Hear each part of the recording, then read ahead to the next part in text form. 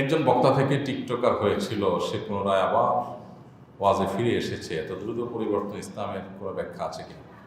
এই প্রশ্ন বারবার অ্যাভয়েড করলে আবারও প্রশ্ন দিচ্ছেন। প্রশ্নকর্তা নাছর বান্দা বোঝা গেছে।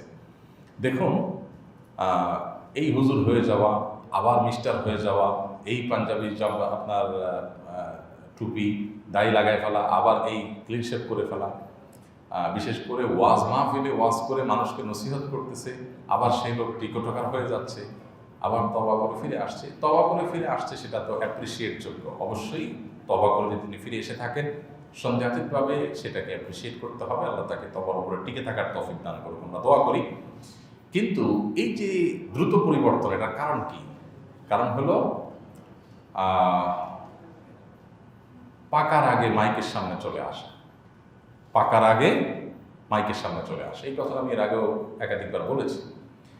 আমাদের এখন এমন এক ভাইরাল রোগে ধরছে যে সবাই আমরা ভাইরাল হওয়া দরকার, ভাইরাল হলেই সাকসেস, প্রচারেই প্রসার। অতএব কিভাবে ভাইরাল হব, সেটা যদি মানুষের গালি খাইয়া ভাইরাল হওয়া যায়, সেটা যদি মন্দ কিছু দিয়ে ভাইরাল হওয়া যায়, ভাইরাল হলাম দিন শেষে। তো এটা একজন দুনিয়াদার মানুষের চিন্তাধারা হতে পারে, একটা লেম চিন্তা করা মানুষের চিন্তা হতে পারে, কিন্তু এটা একজন সুস্থ বিবেক সম্পন্ন মানুষ, কোনো ইমানদারের চরিত্র হতে পারে না। ইমানদার নিজের কাজ করে যাবে আল্লাহকে খুশি করবার জন্য।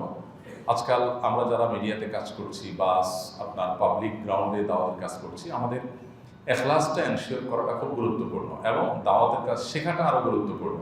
বড় বড় দায়ী, সিনিয়র দায়ীদের অধীনে থেকে তাদের সাথে দীর্ঘদিন চলাফেরা করে, তাদেরকে অবজার্ভ করে, এরপর আপনার শিক্ষানবিশ হিসেবে কাজ করে তারপর আস্তে আস্তে সামনে আগানো উচিত।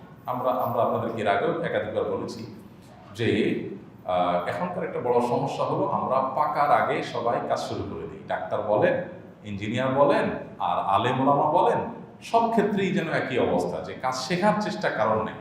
আমি কোনো রকম একটু মাদ্রাসায় পড়েছি তো আমি ওয়াজ শুরু করে দিচ্ছি, একটু গলার সুর ভালো আছে, কথা বলতে পারি, আল্লাহ তাআলা বলার শক্তি দিয়েছেন, বস আমি এবার বক্তা হয়ে যাচ্ছি। কারণ বক্তা হলে খুব সহজেই মানুষের বাহবা পাওয়া যায়, ভালোবাসা পাওয়া যায়।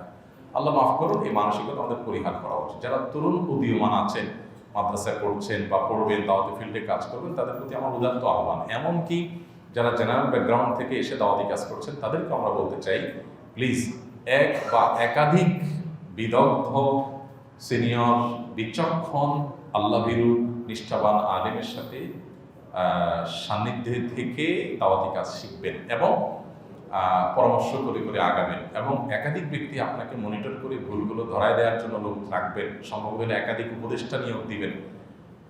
এটা খুবই জরুরি একটি কাজ। আমরা আমাদের অফিসে ফাউন্ডেশন থেকে আমরা দাওয়াতি কোনো কাজ করার আগে, বিশেষ করে যেটা নিয়ে মনে হয় যে পরামর্শ করা দরকার, আমাদের আমরা পরামর্শ করি। একটা টিম রয়েছে, সেই টিমের সাথে আমাদের পরামর্শ, বোঝাপড়া, আলাপ আলোচনা হয়, তারপর আমরা সেটার কাটছাট করে বা পর্যালোচনা করে তারপর একটা সিদ্ধান্তে যাওয়ার চেষ্টা করি। কারণ এককভাবে আমরা দিন শেষে মানুষ, আমাদের অনেক ভুল হয়, সেগুলো যেন না হয়, কমিয়ে আনা সম্ভব হয়। কারণ সাদা কাপড়ে দাগ লাগলে নজরে পড়ে বেশি। এখন একজন আলেমের যদি ভুল হয়, সেটাকে মানুষ অনেক বেশি হইচই করে, কারণ আলেম থেকে মানুষের প্রত্যাশা থাকে এর বিপরীতটা। এই জন্য যারা দাওয়াতের কাজ করবেন, তারা মেহরবানি করে কাজগুলো শিখবেন। এই যে দ্রুত পরিবর্তন কেন হয় আপনি বলেছেন, এটা কেন হয়? কারণ হলো যে পাকা ছাড়া মাইকের সামনে চলে আসছে। অনেক পাকলে, অনেক সময় নিলে তখন পরিবর্তনটা এত তাড়াতাড়ি হতো না। মানুষকে হেদায়েতের কথা বলবো, আমার নিজের হেদায়েতের জন্য আমার কতটা প্রস্তুত করেছি আমি নিজেকে, এটা দেখা দরকার, তাই না? চুলার ইট আর চুলোর মাটি আর আপনার ভাটায় পোড়ানো ইট, পার্থক্য কি? চুলোর মধ্যে, মাটির চুলোতে যে মাটি থাকে না চুলোর ভেতরে, এগুলো আগুনের মধ্যে থাকে একদিন দুদিন না, 2 বছর, 5 বছর, 10 বছর মা চাচিরা ওই চুলো রান্না করছে। তো সেখানে কিন্তু কাঠের আগুনে পুড়ছে এই মাটিটা, বছরকে বছর পুড়ছে, 8, 10, 20 বছরও পুড়ছে, তাই না? এরকম পুরাতন চুলাতে। এরপরে এটা ইটের কালার হয়ে যায়, কিন্তু চুলার একদম ভেতরের এই মাটিগুলো কিসের কালার হয়? ইটের কালার হয়। কালার ইটের হয়, কিন্তু শক্ত কিন্তু ইটের মতো কোনোদিনই হয় না। একটা মাটি, ওই মাটি পানিতে ফেলবেন গলে যাবে, একটু জোরে ফেলবেন দেখবেন ভেঙে গেছে, তাই না? আর একটা ইট, মাটির ইট, একই মাটির ইট হয়তো বা কাছাকাছি প্রকৃতির, ইটের ভাটায় মাত্র নির্দিষ্ট একটা সময় পোড়ানো হয়েছে, সেটা কয়েক ঘন্টা, তাই না? নির্দিষ্ট একটা সময় পড়ানো হয়েছে, এরপরে এটা এমন শক্ত হয়, এরপর বছরকে বছর যদি পানিতে ফেলে রাখা হয় আর কখনো সেটা গলে না। পার্থক্য কোন জায়গায়? যে ভাটার ইটটা নির্দিষ্ট নিয়মে নির্দিষ্ট সময় ধরে সেটাকে পোড়ানো হয়েছে, আর চুলোর ইট কোনোদিন আধা ঘন্টা পড়ছে, আবার 8 ঘন্টা পড়ে নেয়, আবার 1 ঘন্টা পড়ছে, আবার 10 ঘন্টা পড়ে নেয়। হ্যাঁ, নিয়মতান্ত্রিকভাবে পোড়াপড়ি হয় নাই। তো অনিয়মতান্ত্রিক পোড়াপড়ি বছরকে বছর করলেও লাভ নাই, নিয়মতান্ত্রিক পোড়াপড়ি অল্প সময় করলেও লাভ হয়। যারা মাদ্রাসা পড়েছেন, জেনারেল ব্যাকগ্রাউন্ড থেকে আসছেন, ইসলাম প্রচারে কাজ করবেন, এই নিয়মতান্ত্রিক পড়ার অধীনে আপনাকে আসতে হবে। সিনিয়রদের অধীনে একটা পিরিয়ড পার করে শিখে তারপরে আপনি ইট হয়ে তারপরে যাবেন, তাহলে আপনারা পরিবর্তন এত সহজে হবে না।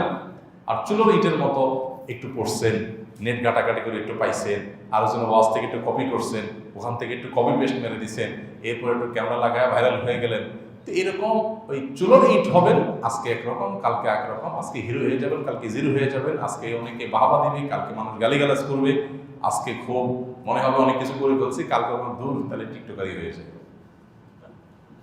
তো এগুলো কেন হয়? কারণ ওই যে নিজেদেরকে আমরা এটা একটা বড় ধরনের ব্যাধি আমাদের সমাজে, যে আমরা কেউ আসলে পাকতে রাজি না, এমন কেউ একটু সময় নিতে রাজি না। আমি শিখি, একটু সময় নেই, একটু অভিজ্ঞতা সঞ্চয় করি, এটা আমরা করতে রাজি না। সবাই আগে আগে ভাইরাল হয়ে যেতে চাই।